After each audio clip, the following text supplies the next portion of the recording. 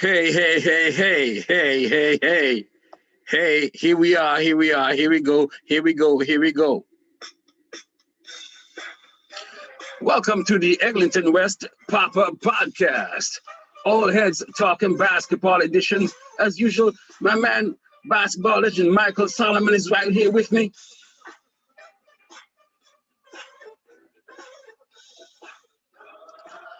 The Raptors lost to the Knicks 102-96. We're still in the bottom of the East Conference, y'all. Kyle Lowry came back. Khem, the Canadian from Montreal that we recently signed, he had his debut. We had some good things coming out of this, but it was a loss. It was a loss.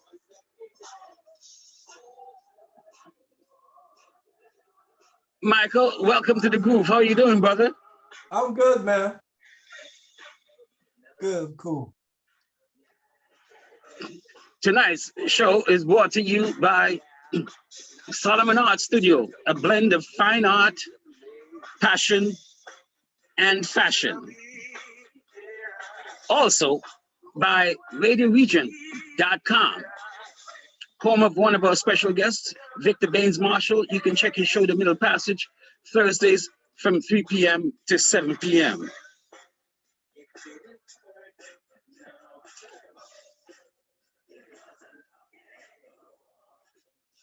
Michael, what do you think of the game tonight, man? We got shellacked, didn't we?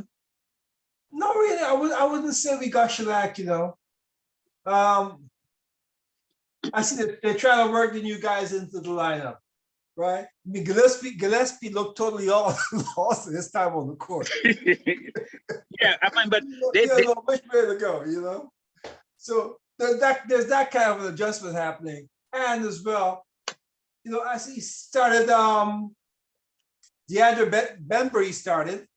Yes. But I would like to see Stanley Johnson in that position. Johnson? Stanley, man. Stanley. You serious? Yeah, Stanley Johnson could have started. He give that modest, size. Under the circumstances, I'm saying, Yeah, but Bembry's been doing fine. He's a long guy. He's got that hip scotch, Euro step and so on. He's been doing fine for us. No, I'm not talking about how he played. I'm just talking about in terms of position and strength and coming in to start the game at the forward position. Mm-hmm. We went real small there to start the game. And Bembry didn't. I don't think he's a good starter. He 21 minutes, he just 0 points, 1 rebound, 2 steals. I think he's definitely best coming off the bench.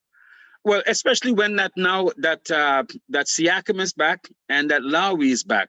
So this last game, for instance, he carried a lot of the point guard duties. Yeah, he's better. He's better at that position. I mean, yeah, he can handle a lot of positions, but tonight I would have given Stanley a little piece of starting time. But Michael, the Knicks, don't discount the Knicks. The Knicks are one of the top defensive teams in the league right now. No, I'm not discounting them at all. I know. And they got length. Nerlens Noel was a beast to us. He just frustrated us all night with blocks and swats. Boucher did the same to them too, because they both ended up at 4 blocks. Yes. Right? So they kind of washed out there, but it was a good game. Nice to see the big skinny centers, huh? Highlights. Yes. But Michael, we went back to where we got low and slow and sluggish in the first quarter. The Knicks were sliding through us like hot butter in hot knife in butter in the first. They were just sliding through us. And on the other side, they had their defense. They had so many big, tall guys in the middle that we didn't get into the paint for a long time. Yeah, we were, like you said, we were very sluggish. We didn't have the right lineup out there for their length and the way they started the game. We didn't have the same offensive punch, right? We couldn't sustain it. I was happy that we stayed close enough to eventually come and take the lead. Yeah, I was hoping that we'd hold on to that, but saw some good things. Watanabe played a very good game, I would say. Absolutely. Watanabe. Watanabe did what? Let me just check him and see what he did here. Oh man, because that dude is playing 15 minutes, 8 points, 3 rebounds, 1 assist, So far, I'll take that, Michael. And 3 steals. And yes, 3 steals. Yes, I will take that. I'm shooting 60% from the field, 3 of 5. I like what's happening because, like, look. Let me go back up to say Boucher, for instance. Boucher again started a little bit slow, but 30 minutes. Check the efficiency of this, Michael. Yeah. 17 points, 14 rebounds, 4 blocks. Yeah. That's damn good for 30 minutes. Yeah. And shooting 60%, 6 of 10 from the field. Right? I mean, everybody, the guys are putting out, but it was a bad lineup. It was a tough lineup. After the nice cruise they had last game, you know? Yeah, because everything. I started the same lineup just for the sake of keeping that groove going, you know? You mean from last game? You would have. Yeah. You know what? I thought he should have done that. There's too much difference. Too much difference to Lowry and Siakim. Yeah. You should let them come off the bench and see what happens. Sure, they're coming back. Great, they're coming back. We happen to have them back. But we got a groove going here. Wait your turn, you know, come off the bench. Because of course, there's going to be some rust, and both of them were very rusty in the early first and second. Really, they didn't come on until into the second, third, fourth. Really, especially Siakam, and that dude has to get a handle on himself, man. Because I like the way he is attacking it. I like the way he's advanced on his spin move. But Michael, he has to decide when to pass the ball and when not to pass the ball. Like there was later on in the game. Yeah, no when to hold him, no when to fold him. Later on in the game, for instance, he threw a pass to Boucher. Yeah. When you can't be going to the basket for every move you make and then be throwing the ball at me now when I'm in the position to get the rebound. Come on. Yeah, I know the play you're talking about. Those things happen. You know, those things happen. Miscommunication, or you know, Boucher did the right thing in going toward looking to the basket because he was taking the shot. You know, but he could have kept his eye on him a bit longer, and possibly got that pass. You know, that's one of those things. That's an in between, and there was a lot of in between decisions being made by the Raptors. Oh game. Yes, they're very tentative tonight. Decisiveness that led to this loss. So as a coach, the Knicks didn't play all that great a game. I don't think they played that great a game. I beg to differ with you, brother, because I think in the first quarter, especially the Knicks came out and they sustained it throughout. Though the Raptors were able to corral them in the third. But they came out and they were aggressive. They went to the basket. They were shooting, knocking down their threes. They were slicing and dicing, as Clyde Fraser might say. Tribute to my man. Yeah, but I'm saying they weren't getting away from us, really. You know, they weren't. We had things, you know, sort of in reach, right? We had things in reach. Yeah. And the fact that we were able to, especially on the heels of the third, to basically tie the game and lead the game at certain point coming on to the end is a tribute to the Raptors, the coaching, finally getting some gelling together, because he was throwing everybody out there, man. Some of the lineups I saw here tonight, Michael, I don't know what's going on with some of them, but he's got to do that because he's got a whole bunch of new guys who don't know what they're doing and so on. You know what I mean? What about Hood? When's the last time you heard Hood come in? He has shot some trees tonight, I do believe. Yeah, I think he did 2 or 1 of 2. I heard his name on there. Yeah, he did 1 of 2. Brilliant night. 2 points, 1 rebound, 1 of 4. Michael, I'm not worried. I'm not worried because what I see is that Watanabe is improving. Gary Trent is proving himself to be a stud. He's coming out there, 23 points, 35 minutes, 3 rebounds, and he's keeping on doing his thing. Lowry came out. We can see he can be solid across the board, because I think like Lowry is like a triple double in the way of, say, those guys who can do like 10, 12, 13. Yeah. At his position, they can get a lot of triple double these days. That's right. Yes. With all the long shots and the long rebounds, you know, it makes it a lot easier for the small guy to get a triple double. The way the game has changed. Michael, this was a debut of Khem Birch, the Canadian from that got off of waivers off of the Magic, out of Montreal. So now we got 2 Montreal guys, him and Boucher on team. He had what, 4 and 4 Yeah, 4.5 rebounds. He looked good out there. He's a high energy 17 guy, minutes. you know.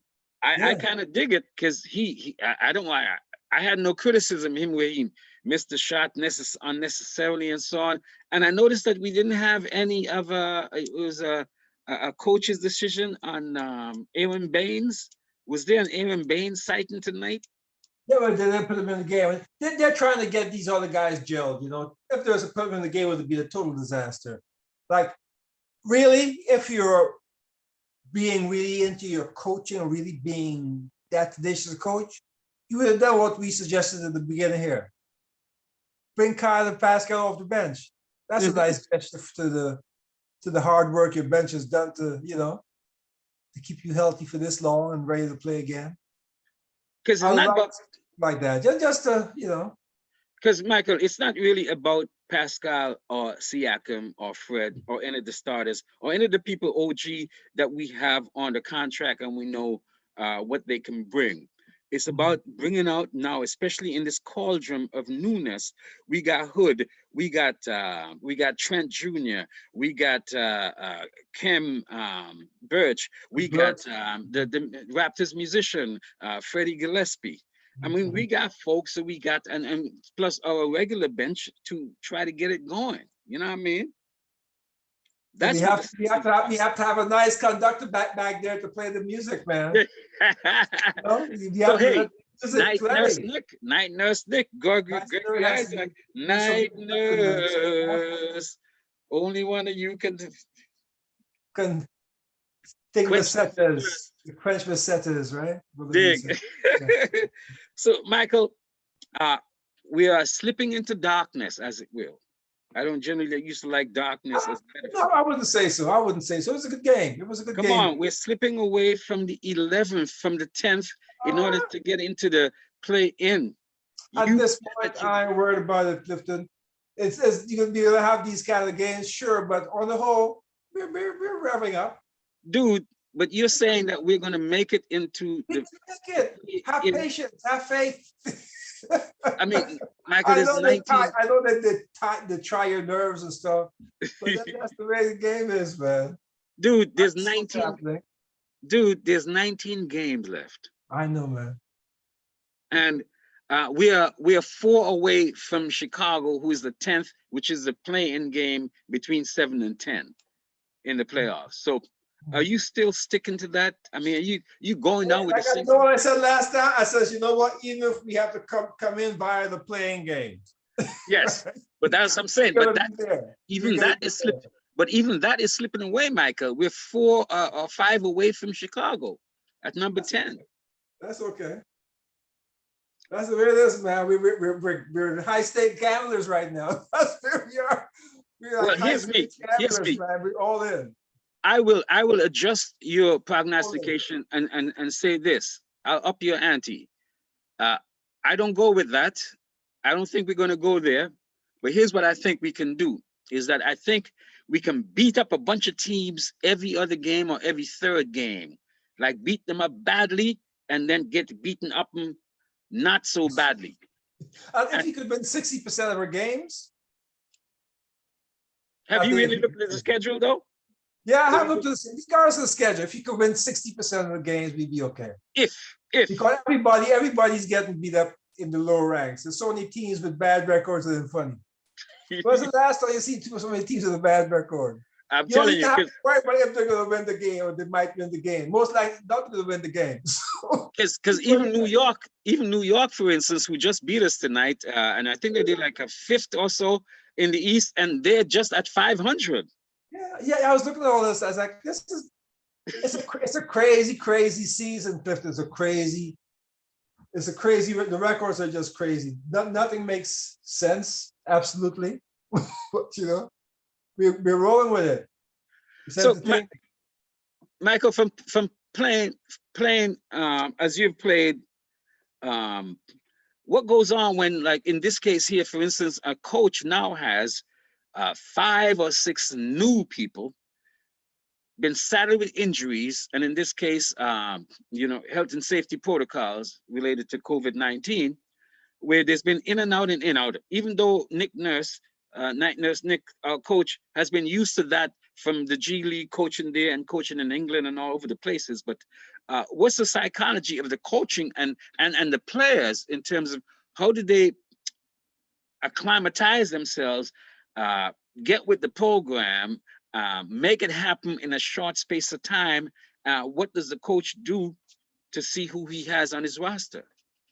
Well, that's why you have the assistant coaches to work with the different players, you know, and bring them up to speed.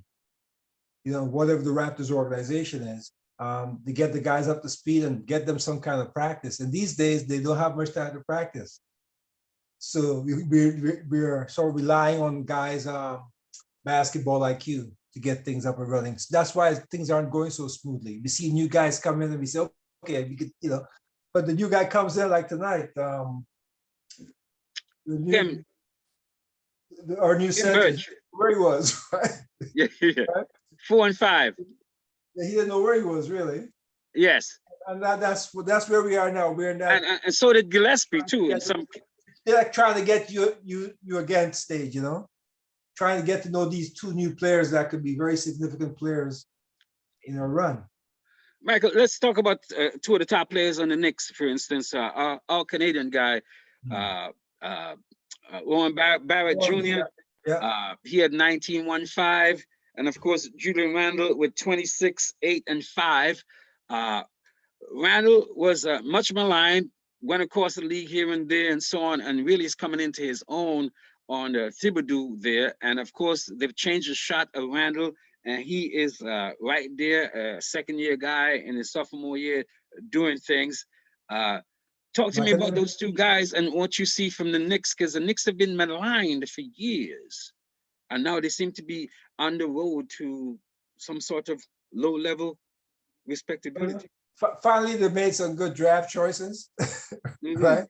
I mean, Rowan Barrett being one of the best ones they've had in a long time. They have guys who's playing. Randall is just playing like a monster, man. He's playing like an MVP. And Rowan is shooting. This is the best.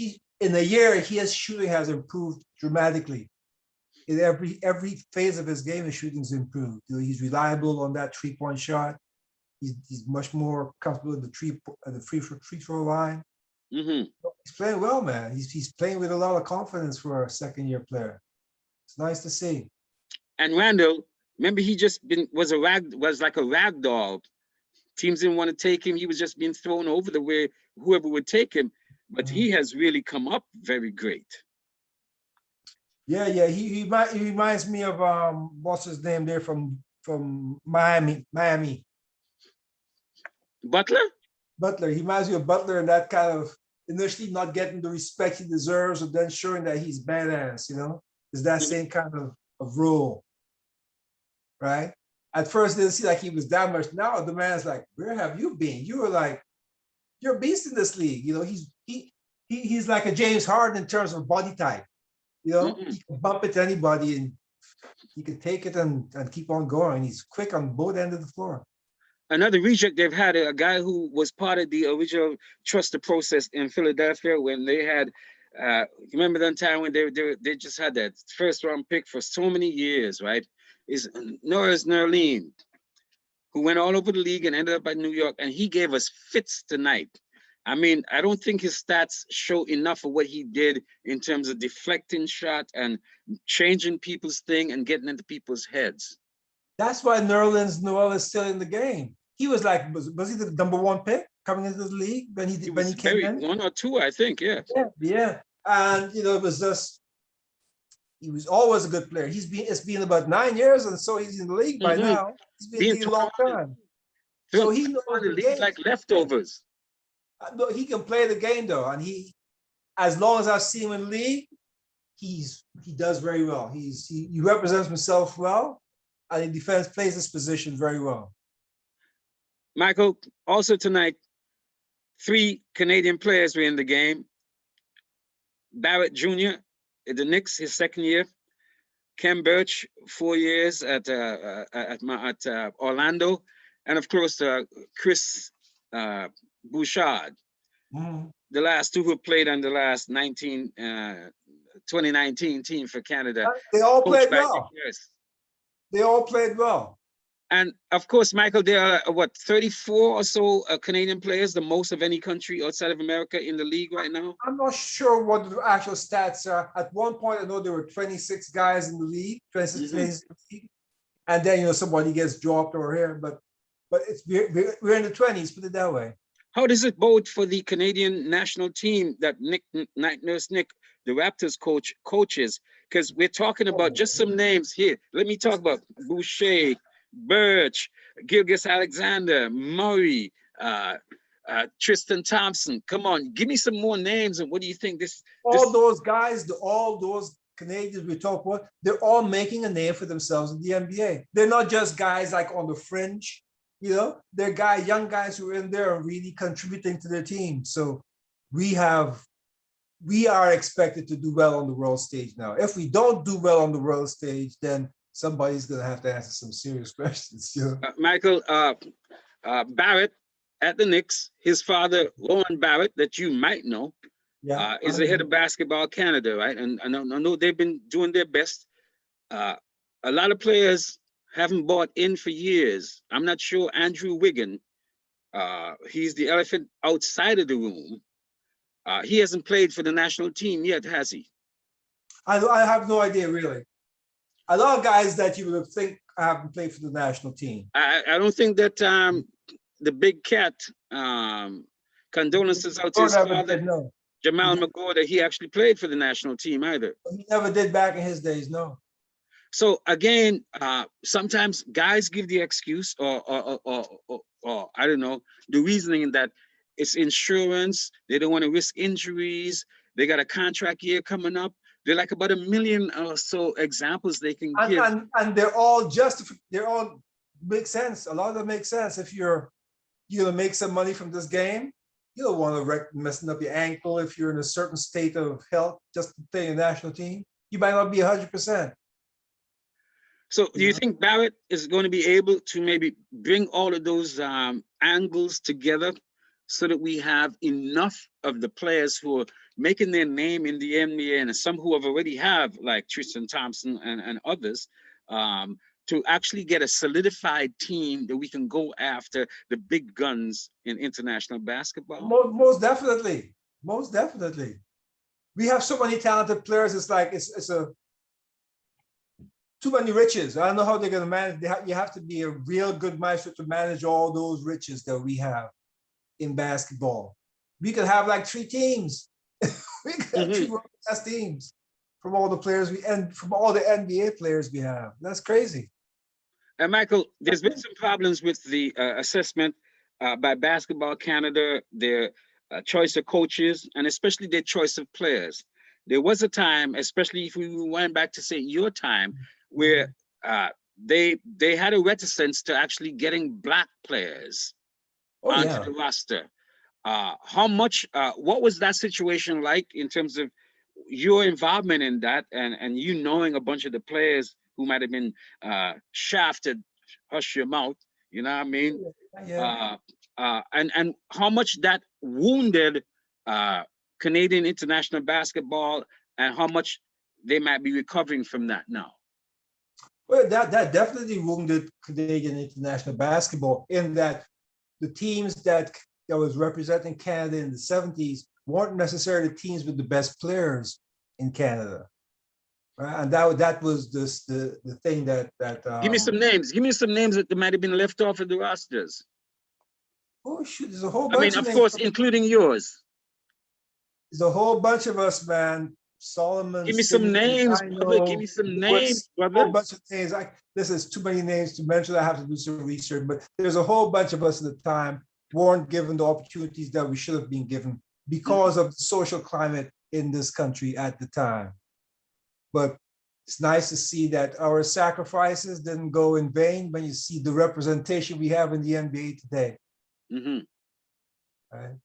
And Michael, finally, the connection then between the Raptors and the longevity of the Raptors in terms of 25 years, how much they've sparked interest in basketball, through like funding community courts and going to the hospitals and do goodism and foundations and so on. the symbiotic relationship between the Raptors, the development of basketball in Canada, fandom especially, and also now how that is being reflected in the what we can look forward to with Basketball Canada and our national team on the international circuit. Well, we are recognized and represented on the international circuit. Women's teams are always doing well. Speak to that for a moment, because oftentimes we do ignore or just don't bring to the fore the women's teams and women's contribution to the basketball. Talk about what's going on in this Canada. We saw, for instance, recently the Raptors had their all-female broadcast recently, and we're noticing way more. I don't know if you noticed it, Michael, female referees in the NBA too. But talk about women's basketball in Canada. But I can't say much about women's basketball. I know it from the college perspective. I know just like the men's, the women have been getting a lot of scholarship opportunities down south as well. A lot of young ladies have gone on, a lot of Canadians have gone on to play the WNBA. Absolutely. I mean, the numbers are just as, I think they would be just on par with the men, or maybe even better. I don't know for sure. But the women have always been, I think, represented the country, brought more glory to the country than the men so far, I think, in international basketball over the years. Back to the Raptors, if you will, Michael. You've looked at the schedule. So what do you think? We've got about 19 games left. And where do you think? Are you still on that island, hoping, keep Bob Hope alive, that we're going to make it into the play-in? Maybe I'm hoping that they can win 60% of the games, you know, keep all that fight going. They have a lot of fighting to do, as you can see from the state of things. They play great one game, the next game it's like, you can't get the right combo together. Let's get that together, man. 60% of the wins, and we can get into the play-in. Well, Michael Solomon, tonight was brought to you by Solomon Art Studio. You can check them out, a blend of fine art, passion, and fashion. Also by RadioRegent.com, the home of one of our special guests here, Victor Baines Marshall. You can check him out in the Middle Passage, Thursdays from 5 p.m. to 7 p.m. Michael, it's been a pleasure dealing with you here. And let's just take it back out with check it out here, y'all, if you will. Funkadelic. You got it, baby. This has been the Eglinton West Pop-Up Podcast. Old heads talking Raptors basketball with my trusted man, basketball legend, Michael Solomon.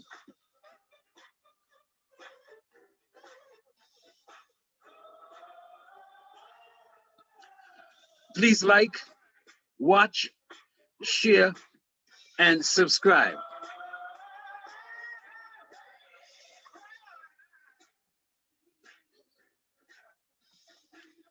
Michael, have a great evening, brother. Thank you so much for availing yourself. Ow. Nice to be availed. See y'all next time, baby. Ow, ow. Whoo, whoo, whoo. Wow. No.